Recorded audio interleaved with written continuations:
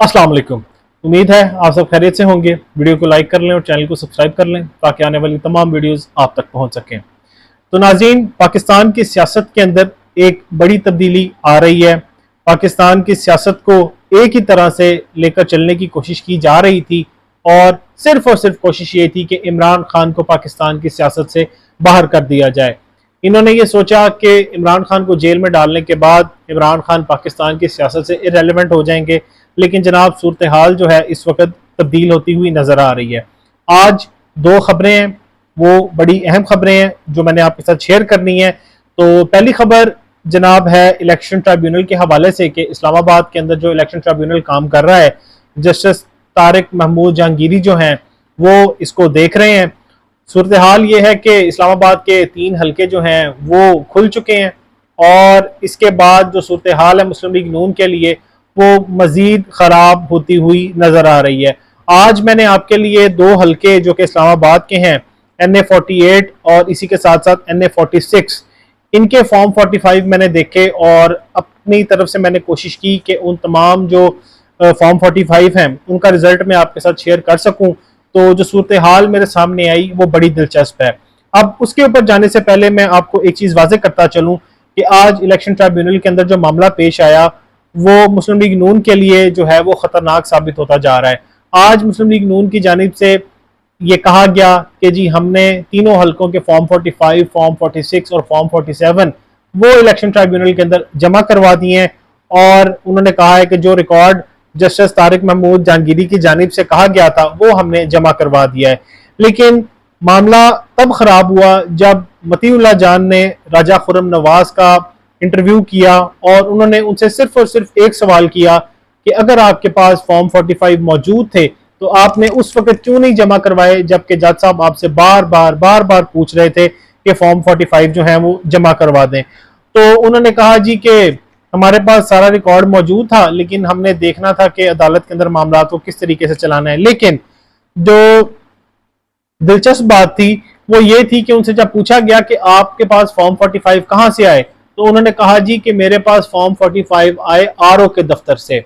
अब पाकिस्तान के अंदर ये मामलात इस तरह हैं कि फॉर्म 45 हमें मिलते हैं प्रिजाइडिंग ऑफिसर के पास से, ना कि RO दफ्तर से, क्योंकि RO के पास जो सारे हल्के के नताइज आते हैं वो कंबाइन करके RO के पास जाते हैं, जिसको वो कंपाइल करके फॉर्म 47 बनाता है। लेकिन राजा खुर्रम नवाज का ये कहना था कि जी मेरे पास जो फॉर्म 45 आए वो RO के दफ्तर के अंदर से मैंने उसको लिया। तो यहाँ पर एक मामला बड़ा संगीन होता हुआ नजर आ रहा है कि उन्होंने अगर फॉर्म 45 RO के दफ्तर से लिए हैं तो फॉर्म 45 RO के पास कैसे पहुंच गए। फॉर्म 45 तो प्रिजाइडिंग अफसर जो है जिस दिन इलेक्शन होता है गिनती के बाद वो फौरन दे देता है और जो तमाम उम्मीदवार वहां पर होते हैं वो फॉर्म 45 उनको वहां पर दे दिए जाते हैं। लेकिन अब सवाल ये है कि इतने अरसे के बाद, इंतखाबात होने के बाद जो इन्होंने फॉर्म 45 RO के दफ्तर से लिए हैं, क्या वो असली हैं या क्या वो जाली हैं। अब सवाल तो सबसे बड़ा ये है।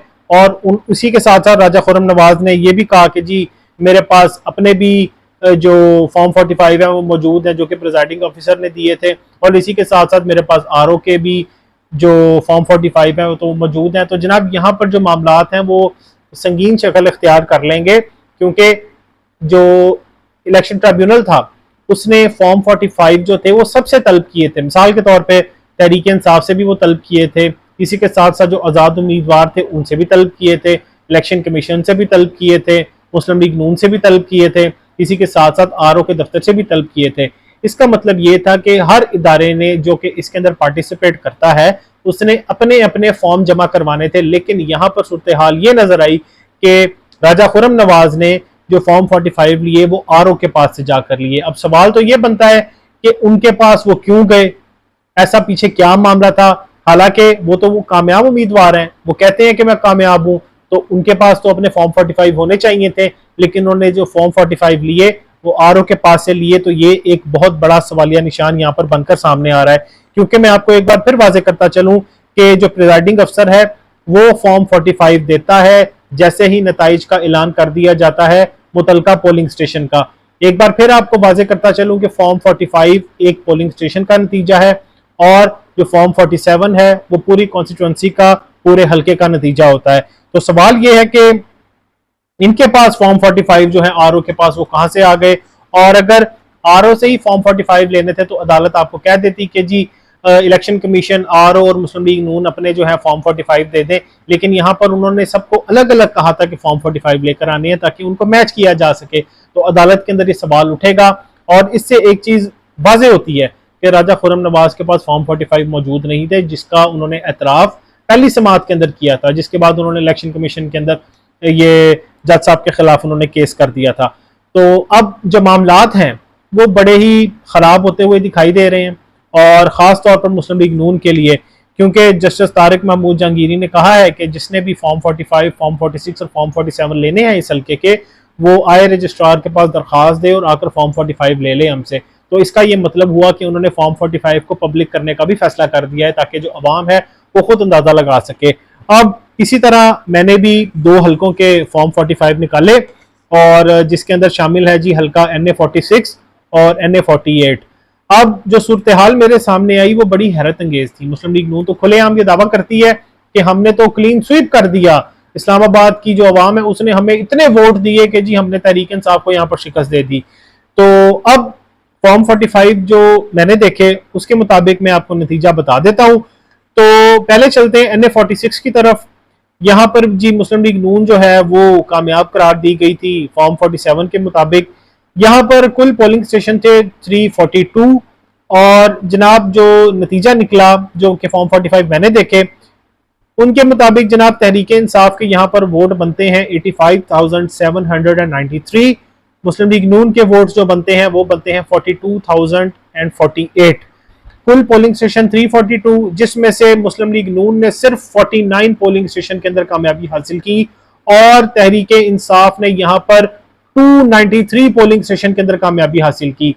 और यहाँ पर तहरीक इंसाफ जो है बहुत बड़ी लीड के साथ कामयाब हो चुकी है, लेकिन फॉर्म 47 के ऊपर यहाँ पर मुस्लिम लीग नून को कामयाब करवाया गया। इसी के साथ साथ NA48 का भी नतीजा मैंने निकाला, फॉर्म 45 मैंने देखे, और जब यहाँ पर रिजल्ट देखा तो जनाब तहरीक इंसाफ के जो वोट बने वो थे 74,425, और मुस्लिम लीग नून के वोट बने 30,345। ये वो हल्का है जिसके अंदर राजा खुर्रम नवाज को कामयाब करवाया गया। कुल पोलिंग स्टेशन थे यहाँ पर 257, 207 पोलिंग स्टेशन थे जिसके अंदर तहरीक इंसाफ के उम्मीदवार कामयाब हुए, और 31 पोलिंग स्टेशन ऐसे थे जिसके अंदर सिर्फ और सिर्फ मुस्लिम लीग नून ने कामयाबी हासिल की। आप अंदाजा करें कि कहां 207 पोलिंग स्टेशन के अंदर कामयाबी और कहां 31 पोलिंग स्टेशन के अंदर कामयाबी। इसी के साथ साथ मुस्तफा नवाज खोखर जो कि आजाद उम्मीदवार थे, उन्होंने तकरीबन 13 से 14 पोलिंग स्टेशन के अंदर यहाँ पर कामयाबी हासिल की। तो नाजरीन यहाँ पर जो 2 हल्कों का मैं आपको नतीजा बता रहा हूं तो ये फॉर्म 45 के मुताबिक है। तो आप इसे अंदाजा कर सकते हैं कि इंतखाबात के अंदर धांधली किस तरह की गई और यहाँ पर मुस्लिम लीग नून को किस तरह कामयाब करवाया गया। अब इसीलिए इलेक्शन ट्राइब्यूनल की जानिब से तमाम फ्रीकैन को नोटिस दिए गए कि आपने अपने अपने फॉर्म 45 लेकर आने हैं, क्योंकि उनको मैच किया जा सके, फिर अंदाजा लगाया जा सके किसके फॉर्म 45 असली हैं या किसके फॉर्म 45 जो हैं वो जाली हैं। अब तहरीक इंसाफ इस हवाले से यहाँ पर कामयाब इसलिए हो चुकी है कि तहरीक इंसाफ ने मुस्तफा नवाज खोखर समेत और भी जो उम्मीदवार थे उनके साथ अपने फॉर्म 45 मैच करवाकर इलेक्शन ट्राइब्यूनल को दे दिए थे, और यहाँ पर जो तहरीक इंसाफ अपना मुकदमा तकरीबन जीत चुकी है। अब सवाल ये है कि क्या मुस्लिम लीग नून ने जो फॉर्म 45 जमा करवाए हैं क्या वो इनसे मैच करेंगे या क्या वो नए फॉर्म 45 बनाए गए हैं, क्योंकि राजा खुर्रम नवाज के जो फॉर्म 45 हैं जो उन्होंने दिखाए हैं उसके ऊपर प्रिजाइडिंग अफसर की मोहर मौजूद नहीं है। एक बार फिर मैं वाजे करता चलूं कि जब फॉर्म 45 दिया जाता है एक पोलिंग स्टेशन का, तो प्रिजाइडिंग अफसर जो है वहां पर बैठे हुए लोगों के दस्तखत करके अपनी स्टैंप लगाकर जो नतीजा है वो तमाम उम्मीदवारों के अंदर बांट देता है, और मुस्लिम लीग नून के पास फॉर्म 45 ऑथेंटिक मौजूद नहीं है। तो जनाब मेरे लिए तो ये अखज़ करना आसान है कि तहरीक इंसाफ इस्लामाबाद की तीनों नशिस्तें यहाँ पर कामयाब उस पर जीत चुकी है, लेकिन यहाँ पर मुस्लिम लीग नून को ज़बरदस्ती कामयाब करवाया गया है, और आने वाले दिनों में आप देखेंगे कि तहरीक इंसाफ के पास ये तीनों नशिस्तें वापस आ रही हैं। जुमेरात तक का टाइम दिया गया है तारिक फजल चौधरी को कि आपने अपना जो फॉर्म 45 हैं वो जमा करवाने हैं। इसी तरह आज राजा खुर्रम नवाज समेत मुस्लिम लीग नून के जो दूसरे जीते हुए कैंडिडेट थे NA46 से, उनको भी कहा गया कि जी आपने अपने फॉर्म 45 जमा करवाने हैं, जो कि उन्होंने उनके बकौल जमा करवा दिए हैं, लेकिन वो जवाब देने में नाकाम रहे हैं कि वो फॉर्म 45 उनके पास कहाँ से आए। आने तो चाहिए थे कि प्रिजाइडिंग अफसर ने दिए, लेकिन वो कहते हैं कि जी हमने आरओ के दफ्तर से लिए हैं, जबकि आरओ के दफ्तर से आप फॉर्म 45 नहीं ले सकते थे। तो यहीं पर उनका मुकदमा वो ऑलमोस्ट हार चुके हैं और तहरीक इंसाफ जो है वो अपनी नशिस्तें यहाँ पर जीत चुकी है। इसी के साथ साथ एक और बड़ी खबर है, इद्दत केस के हवाले से इस्लामाबाद हाई कोर्ट की जानिब से पाबंद किया गया था ये एडिशनल सेशन जज मोहम्मद अफजल माजूका को कि आपने 10 दिनों के अंदर मरकजी ये सजा मुअत्तली का फैसला करना है और 30 दिनों के अंदर अंदर आपने जो मरकजी अपीलें हैं उनके ऊपर फैसला करना है। इनके ऊपर जाने से मैं पहले आपको एक बात बताता चलूं कि खावर मानिका की जानिब से इस्लामाबाद हाई कोर्ट के अंदर एक दरख्वास्त दी गई थी कि जो इस्लामाबाद हाई कोर्ट ने डायरेक्शन दी है कि आपने 30 दिनों के अंदर अंदर मरकजी अपीलों के ऊपर फैसला करना है, तो उसको मुअत्तल कर दिया जाए, मुस्तरद कर दिया जाए, ताकि जो जज साहब हैं वो तसल्ली से इस फैसले को सुने और उतनी देर इसका मतलब कि इमरान खान जो है वो जेल में रहें। तो आज उनको मुंह की खानी पड़ी है। जस्टिस गुल हसन औरंगजेब ने उनके दरख्वास्त को मुस्तरद करते हुए जो एडिशनल सेशन जज हैं अफजल माजूका, उनको कहा है कि आपने इस केस को सुनना है और 13 जुलाई से पहले पहले इस सारे मामले को आपने समेटना है और इसका फैसला सुनाना है। तो आज जो मामलात हुए वो बड़े दिलचस्प थे। तो जो सलमान सफदर हैं बुशरा बेगम के वकील, उन्होंने आज बड़े दिलचस्प रिमार्क्स दिए और उससे आप समझ रहे अंदाजा कर सकते हैं कि केस किस तरफ जा रहा है। वो क्या कहते हैं, कहते हैं बुशरा बीबी ने बयान में लिखा कि रात 9:45 पर मेरा 342 का बयान क्यों रिकॉर्ड किया जा रहा है, ट्रायल अंधेरे में हुआ, आज उजाला है। आपके सामने ये भी कंडक्ट होना चाहिए कि जब सजा दिलाई हो तो रात के वक्त भी अदालत लगी रहे, अब 10-10 दिन दूर भागा जा रहा है। यानी उनके कहने का मतलब है कि जब इमरान खान और बुशरा बेगम को सजा देनी थी तो रात को 10-10, 11-11 बजे, 12-12 बजे तक अदालत लगाई जाती थी और अब जो है 10-10, 20-20 दिनों का बीच में उनको केस को मुलतवी कर दिया जाता है। खास तौर पर इस केस में कानून का मजाक उड़ाया गया है। मुल्क में शादी और तलाक रोजाना की बुनियाद पर होती है, मगर ऐसा केस कभी नहीं बनकर सामने आया। मियाँ बीवी का केस अगर थाने में भी आ जाए तो उसे जाती तौर पर हल करने का कहा जाता है, मगर ट्रायल करने वाले जज ने रात गए तक अदालत लगाए रखी। ऐसे केसेस में प्रोसिक्यूशन ने सिर्फ मुल्की खजाना जाया किया है। इसके साथ साथ उनका मजीद कहना था कि साबिक वजीर आजम के खिलाफ सबसे पहले करप्शन ढूंढी जाती है, वो नहीं मिलती तो उन पर इस तरह का केस बना दिया जाता है।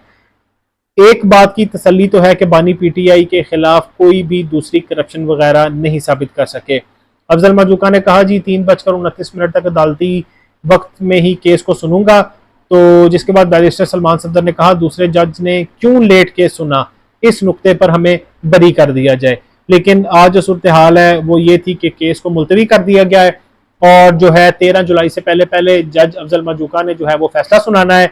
अब देखना यह है कि सारे मामला किस तरफ जाते हैं। अब सुनने में ये आ रहा था कि खाबर मानिका की जानिब से आज प्रेस कॉन्फ्रेंस की जाएगी और उसके अंदर जो वो तमाशा पहले करते रहे उसी तरह का तमाशा दोबारा किया जाएगा। लेकिन नाजरीन, जो इद्दत का केस है वो ख़त्म होने जा रहा है इमरान खान का, और अब जो टेक्निकल बुनियादों पर खेलने की कोशिश की जा रही है कि किसी ना किसी तरीके से इस मुहर्रम के महीने में इस केस को डिले कर दिया जाए और मुहर्रम में जो छुट्टियां हैं उसके बाद सारे मामले को देखा जाए। लेकिन अब बज़ाहिर तौर पर नज़र ये आ रहा है कि 13 जुलाई तक ये फैसला आ जाएगा और तहरीक इंसाफ के चेयरमैन इमरान खान और बुशरा बेगम इस केस के अंदर भी बरी हो जाएंगे। लेकिन अब सवाल ये है कि अगर वो बरी हो जाते हैं तो उनको किस नए मुकदमे के अंदर गिरफ्तार किया जाएगा। तो इसका जवाब है तोशा खाना पार्ट 2 57 तहाइफ का मामला है। नया जो रेफरेंस है वो दायर करने जा रही है नैब और इसके अंदर इमरान खान को गिरफ्तार किया जाएगा और अभी खबर यही है कि इसके अंदर बुशरा बेगम को भी गिरफ्तार किया जा सकता है। और इस मामले के खिलाफ यानी तोशा खाना पार्ट 2 के खिलाफ तहरीक इंसाफ के चेयरमैन इमरान खान और बुशरा बेगम ने इस नोटिस को अदालत के अंदर चैलेंज किया था, लेकिन अब तक इस्लामाबाद हाई कोर्ट के चीफ जस्टिस आमिर फारूक को इस तौफीक नहीं हुई कि इस मामले को वो सुन सकें और अब तक इस नोटिफिकेशन को मुअत्तल करने की दरख्वास्त को समाअत के लिए मुकर्रर नहीं किया गया। तो बहरहाल अब देखते हैं कि इसके अंदर मामला किस तरफ जाता है। लेकिन फिलहाल इमरान खान और बुशरा बेगम के लिए खबरें अच्छी हैं, 2 से 3 दिनों के अंदर उनकी रिहाई मुमकिन है। और सबसे बड़ी बात तहरीक इंसाफ के लिए ये कि इस्लामाबाद की 3 नशिस्तें हैं जो वो तहरीक इंसाफ के पास आ रही हैं, हल्के खुल चुके हैं। जज साहब की जानिब से कहा गया है जिसने फॉर्म 45 देखने हैं वो रजिस्ट्रार के पास दरख्वास्त दे और आकर जो है वो फॉर्म 45 हमसे ले सकता है। और इसी तरह जो मुस्लिम लीग नून है उन्होंने जो फॉर्म 45 जमा करवाए हैं अब वो फैसला किया जाएगा कि क्या वो असली हैं या जाली, क्योंकि तहरीक इंसाफ अपना मुकदमा इस हवाले से रख चुकी है। उन्होंने फॉर्म 45 अपने मैच करवा दिए हैं। अब सवाल ये है कि क्या वो फॉर्म 45 जो कि मुस्लिम लीग नून कह रही है हमने जमा करवाए हैं, क्या वो मैच करेंगे या नहीं करेंगे। लेकिन यहीं पर मामला ख़त्म कर दिया जाता है कि आज जिस तरह मतीउल्लाह जान ने राजा खुर्रम नवाज से पूछा कि आपने फॉर्म 45 कहाँ से हासिल किए, तो उन्होंने कहा जी मैंने रिटर्निंग अफसर से हासिल किए, जबकि वो इस चीज़ का मजाज ही नहीं है कि वो फॉर्म 45 दे, क्योंकि अदालत ने इन सब को, सब फ्री कैन को अलग अलग फॉर्म 45 जमा कराने का हुक्म दिया था। बाकी पाकिस्तान है, कुछ भी हो सकता है, लेकिन खुशखबरी इमरान खान तहरीक इंसाफ के लिए है और पाकिस्तान की जो अवाम है वो यही चाहती है कि इंसाफ हो, और अगर इंसाफ नहीं होगा तो जाहिर है पाकिस्तान को बनाना रिपब्लिक कहा जाएगा। और इसी के साथ साथ जो इमरान खान के हवाले से खबर है कि इमरान खान ने जेल के अंदर भूख हड़ताल की भी जो है बात की है। अगर इंसाफ नहीं मिलेगा तो इमरान खान ने वाज़ेह तौर पर कहा है कि भूख हड़ताल की जाएगी। बाकी मुस्लिम लीग नून के अंदर से और हुकूमत के अंदर से ये खबरें आ रही हैं कि इमरान खान से बैकडोर रब्ते किए जा रहे हैं और इमरान खान की कुछ कंडीशंस ऐसी हैं जिसको पहले हल किया जाएगा, उसके बाद इमरान खान से मुज़ाकरात का बाकायदा आगाज़ किया जाएगा, क्योंकि हुकूमत भी ये अब जान चुकी है कि इमरान खान के बगैर पाकिस्तान की सियासत नहीं चल सकती। और अगर ये सोचते हैं कि इमरान खान के बगैर पाकिस्तान की सियासत को चला लेंगे तो ये एक इनका अधूरा ख्वाब ही होगा। वस्सलाम।